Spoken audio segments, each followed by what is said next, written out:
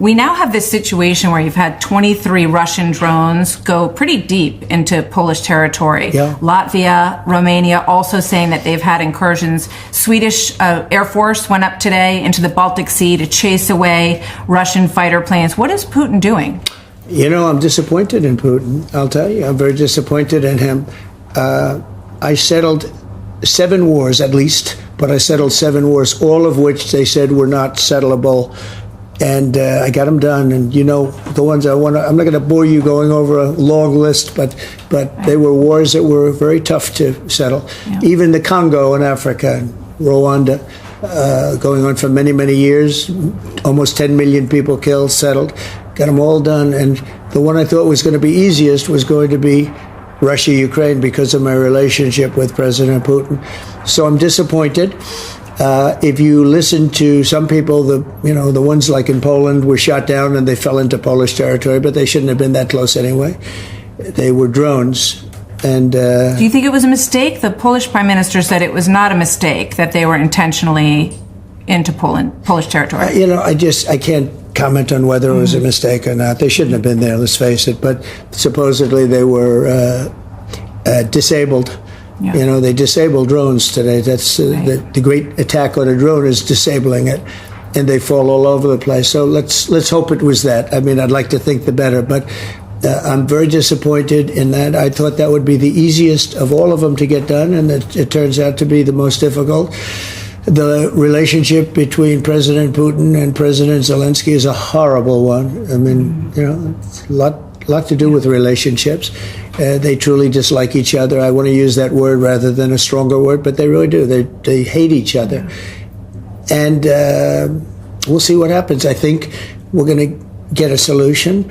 I was unhappy with the European Union, or let's say NATO, when I saw that they were buying oil from Russia. I mean, I'm supposed to be coming in with the United States, and I took a tough stand on, as you know, India, because they were buying oil. And ultimately, if oil prices go down, or if Russia's not selling oil, they have no choice but to settle. And when the European Union nations, or the NATO nations, because they're similar, very similar, when they're buying oil from Russia, that's not the greatest thing. That's not the deal. And I let it be known, and people were surprised to hear that, but they were doing it quietly and slyly.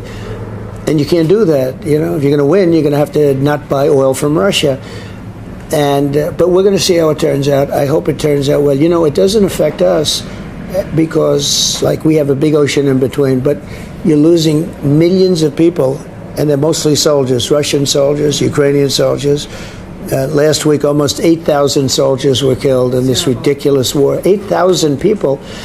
And again, I want to see if I can get it done. It's tougher than I thought, but I've done a lot of tough things. It's so interesting. I settled wars that were absolutely, there was no chance of getting, that were going on for 31. One was 31 years, one was 34 years, one was 36 years. Going on for years and years, I got it done. This is one that should be settled. It should be settled. Prime Minister Starmer has agreed to fly RAF jets over Poland to protect them. And back in August, you said we might help by air. You would consider helping in the air. What does that mean? Does that mean F-16s? Does it mean Patriot missile defense systems? How would you help? Well, we are helping intelligence-wise, but when I said help by air, I'm talking about security after the war is settled. So after the war is settled, we would help secure the peace. And I think ultimately that'll happen. But, there's a question of whether or not President Putin wanted a piece of it or all of it. You know that. And it was never going to happen when I was president, never. And there was never even a thought of it. And it didn't happen. For 4 years, it didn't happen. There was never a threat. I think the bad performance put on by these people in Afghanistan had a lot to do with it, because it showed such gross incompetence. But we're going to get it done one way or the other. We're going to get it done.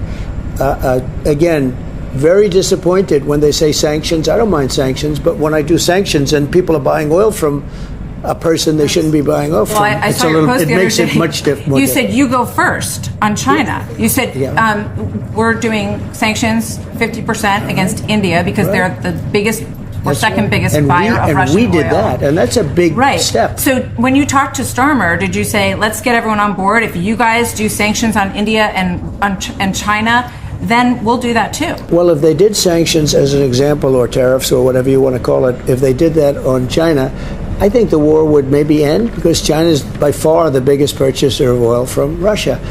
And I think they have other powers over Russia, too. I'm speaking with President Xi, as you know, on Friday, having to do with TikTok and also trade, and we're very close to deals on all of it. And my relationship with China is very good. You know, we have a trade deal with them. We had a very good meeting the other day.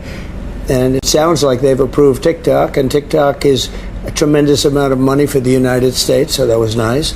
But we'll see how that all works. But if Europe did something with respect to China, I think China would probably maybe force an end to the war. Is there any openness to that? Did Starmer say they would consider that? Well, I would have done something too. But again, you can't have Europe buying oil from Russia and then have me getting upset with China because they're buying oil from Russia.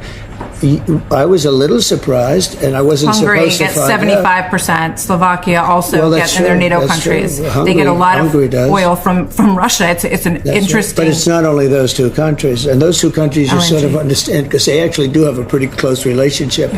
If you look, but it's other countries too, and you just can't do that. You know, the United States has been a sucker long enough in the world in terms of trade. Now we're doing unbelievably well, and we're making more money than we've ever made, and it's going to continue as long as we have the beautiful tariffs. I always said my favorite word. I made it my fourth favorite word, as you know, because love, religion, wife, family, etc.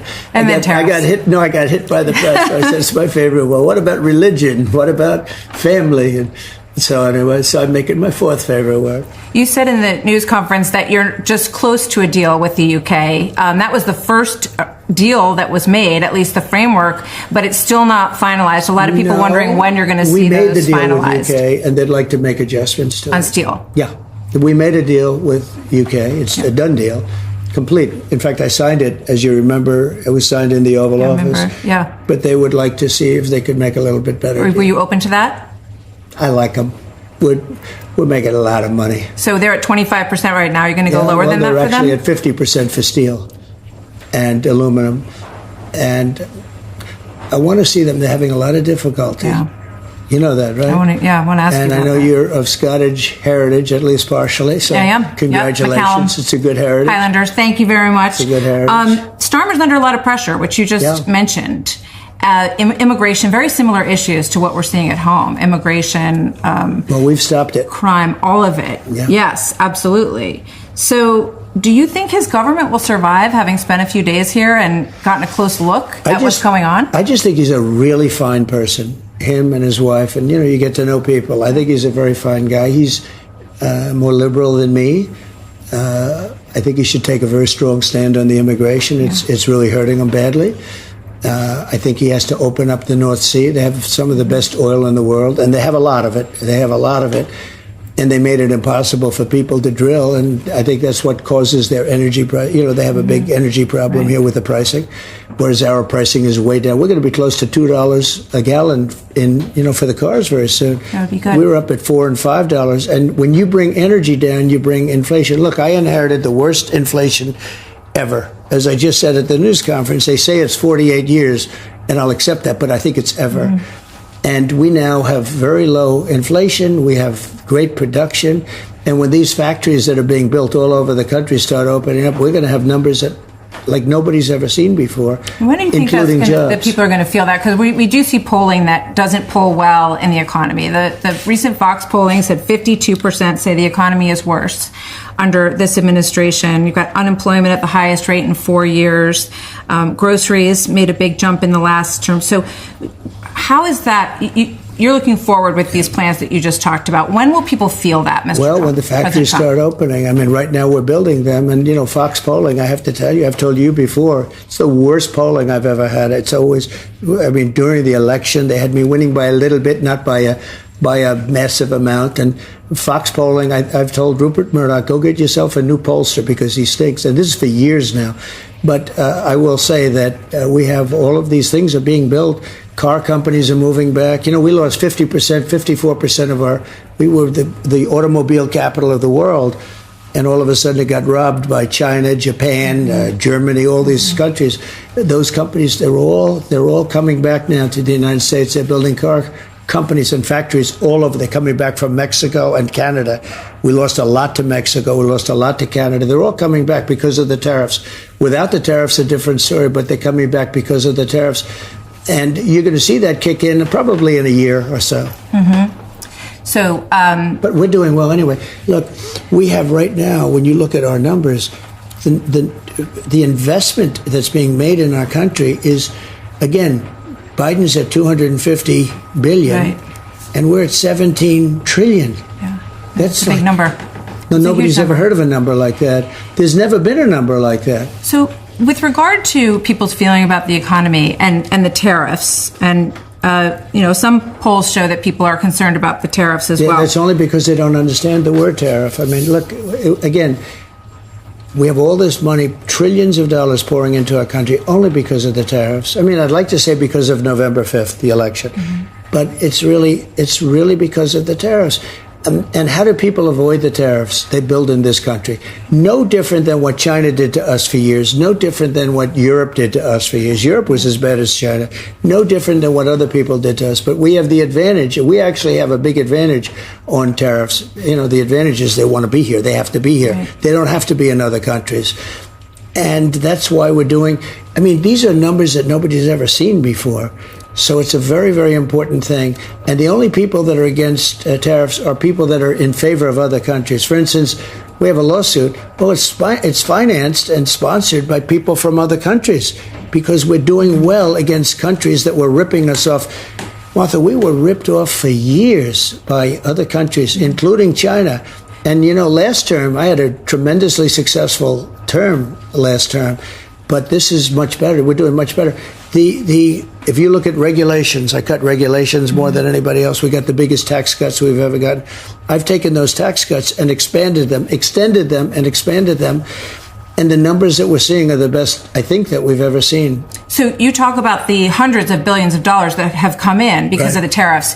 Would you consider... Where's that money going to go? Would you consider giving it back to taxpayers while they wait for some of the things that you just talked about to kick in? Is that an option? Politically, that's a nice thing to do, but you can do that and you can also pay down debt because we're talking about very big numbers. So which do you like better? Both, maybe. I could see both. I could giving something back because, look, these people have been forced to suffer for years by being ripped off by other countries, including China, and frankly, including the European Union.